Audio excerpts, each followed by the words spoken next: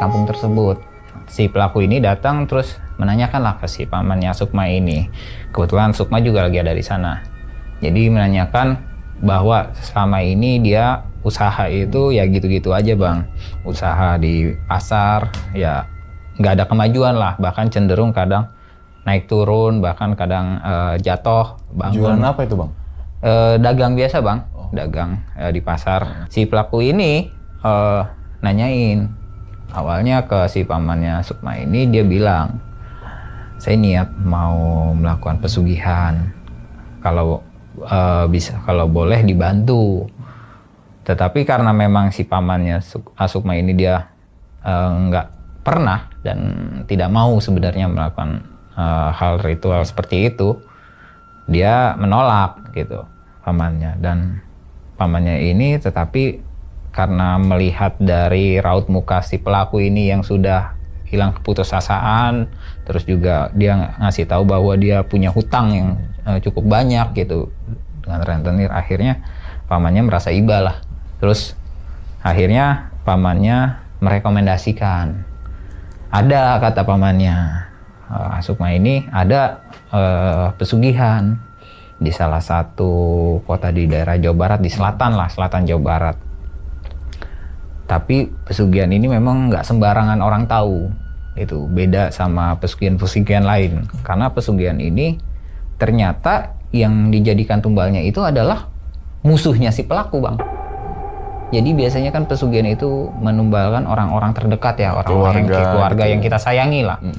Tapi ini malah yang dimusuhi oleh si pelaku pesugihan ini bisa dijadikan tumbal. Akhirnya si pelaku ini senang banget nih, karena tadi sebelumnya pada saat dia datang ke rumah pamannya Sukma ini, dia ini udah menyiapin tumbal sebenarnya. Gitu. Jadi karena udah keputusasaan ya, akhirnya mereka sepakat lah menentukan waktu, jadwal untuk persiapan menuju tempat pesugihan tersebut. Gitu. Akhirnya si pelaku ini pulang dulu, balik lagi ke rumahnya. Akhirnya sampai jadwal waktu yang udah ditentukan, mereka siap-siap tuh, karena pesugihan ini berada di luar kota ya.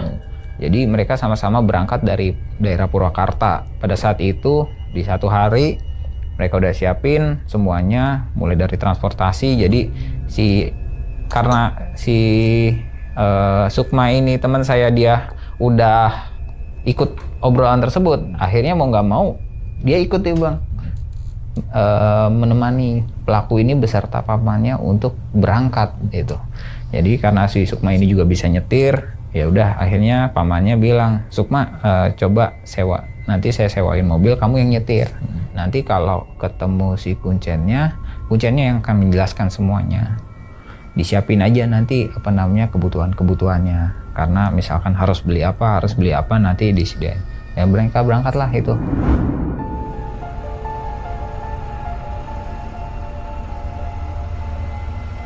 Habis asar mereka berangkat dari Purwakarta menuju salah satu kota, nggak saya sebutin ya bang, takutnya malah banyak yang cari. Jadi salah satu kota di daerah Jawa Barat, di daerah bagian selatan gitu. Nyampe kota tersebut gitu, itu untuk ke arah rumah kuncennya itu masih jauh lagi ternyata bang, kurang lebih hampir 45 menit sampai 1 jam, karena pelosok banget nih rumah si desa tempat tinggal kuncennya ini. Akhirnya mereka sampailah di rumah kuncen itu. Ternyata memang kuncen ini bukan seperti kuncen-kuncen pesugihan atau kuncen-kuncen spiritual yang lain. Jadi memang jarang yang datang ke situ gitu. Kalau orang awam itu jarang gitu. Jadi memang hanya segelintir orang yang sudah tahu, itu hanya sebatas rekomendasi dari mulut ke mulut gitu. Akhirnya begitu sampai rumah kuncennya itu kurang lebih udah malam ya, sekitar jam 8-an. Mereka bertiga ini akhirnya ngobrol dulu nih sama kuncen. Nah ternyata kuncennya ini perempuan, udah sepuh gitu, yang memang punya sudah kenal dengan si pamannya teman saya ini. Nah si kuncennya ini akhirnya ngasih tahu nih syarat-syaratnya. Jadi standar lah katanya, syarat-syaratnya itu menyan, terus kembang-kembang yang harus dibeli, terus juga ada lagi yang harus disiapkan oleh si pelaku ini, yaitu seekor kambing gitu. Nah, seekor kambing ini jenisnya itu harus sesuai dengan tumbal yang akan dipersembahkan gitu, karena si pelaku ini dia sudah tahu gitu.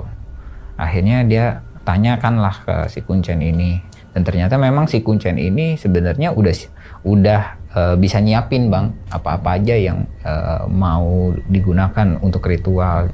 Nah, akhirnya setelah si pelaku ini menyerahkan sejumlah uang mahar untuk kambing tersebut, mereka istirahatlah dulu, karena ternyata ritual itu harus dilakukannya keesokan harinya gitu. Jadi akhirnya mereka ngobrol-ngobrol dulu lah sama si Kuncen ini, ngobrol terus bagaimana nanti ritualnya dijelasin tuh semua detail sama si Kuncen. Mulai nanti ternyata memang ritualnya itu bukan di rumah si Kuncen itu, tetapi mereka harus berjalan lagi sampai ke pantai. Dari pantai itu masih harus nyebrang ke satu pulau. Nah, pulau ini memang letaknya di selatannya Jawa Barat. Nah, pulau terpencil ini memang nggak semua orang bisa ke sana, karena pulau ini lokasinya memang tidak berpenghuni ya, dan pulaunya itu mungkin luasannya mungkin 3 kali 4 kali cuma lapangan bola lah katanya. Jadi memang hutan-hutan doang itu di pulau itu. Terus di situ ada gua.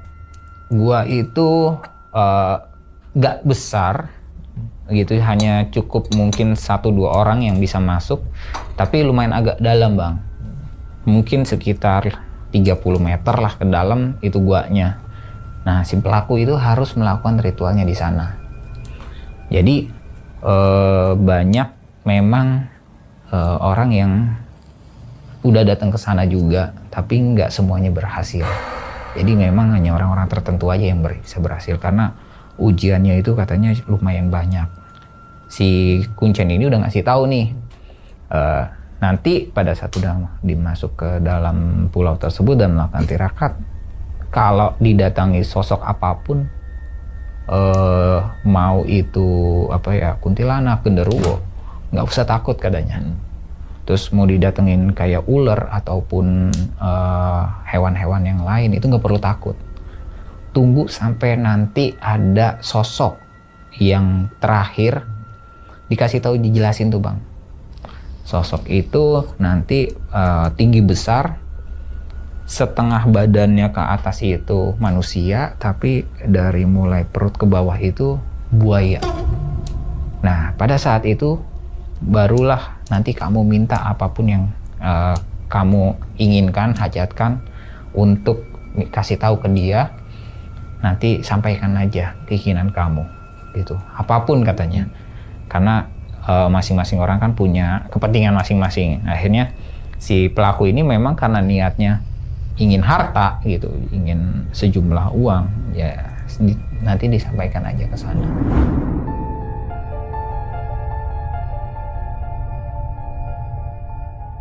Akhirnya keesokan harinya sebelum maghrib tuh mereka udah udah siap-siap tuh bang, semuanya udah siap-siap. Jadi mulai dari jam 4 itu dari rumah Kuncennya itu mereka bertiga ditambah Kuncennya itu berempat jalan dari rumah Kuncennya itu menuju ke pinggir pantai bang. Nah, perjalanan dari rumah Kuncen ke pinggir pantai itu pun jalanannya itu hanya muat mungkin 1 mobil, hanya muat 1 mobil, dan itu jalannya jalanan ancur lah, jalur makadam itu. Jadi dan kanan kirinya itu bener-bener hutan itu. Jadi terima kasih sudah menonton Gati Official.